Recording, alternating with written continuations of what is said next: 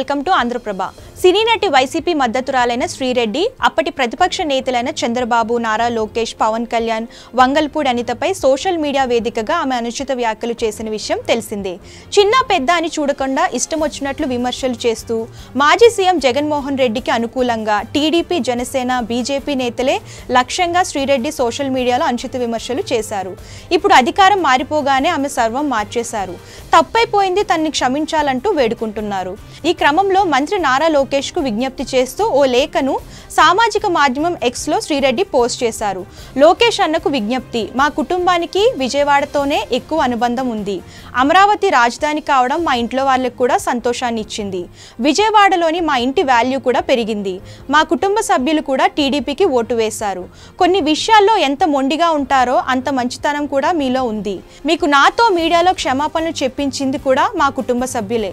మీతో డైరెక్ట్గా వీలైతే మాట్లాడమని వారు చెప్పారు. అయితే నాకు అంత స్థాయి లేదు. అందుకే ఈ ఓపెన్ లెటర్ రాస్తున్నాను. నేను మీ పార్టీని, కార్యకర్తలను, జనసేన వీర మహిళలను, వారి కుటుంబ సభ్యులకు ఇంతకు ముందే క్షమాపణలు చెప్పాను.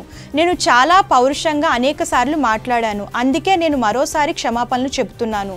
గత 10 రోజులుగా డిస్కషన్లు, వాటిలో పెరుగుతున్న కామెంట్స్ చూస్తే నేను ఎంతమంది మనోభావాలు దెబ్బతీశానో అర్థమవుతుంది. అసభ్యకరంగా మాట్లాడి తప్పు చేశాను.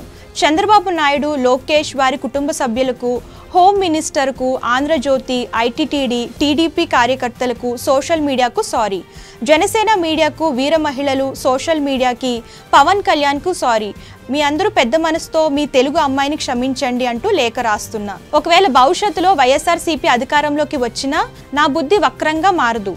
సినీ పరిశ్రమలోని చిరంజీవి, నాగబాబుతో పాటు అందరికీ క్షమాపణలు. సునీత, షర్మిలకు కూడా క్షమాపణలు అంటూ శ్రీరెడ్డి కోరారు. తాను సినిమా రంగంలో, రాజకీయాల్లోని ఫెయిల్ అయ్యానంటూ శ్రీరెడ్డి లేఖలో వెల్లడించారు.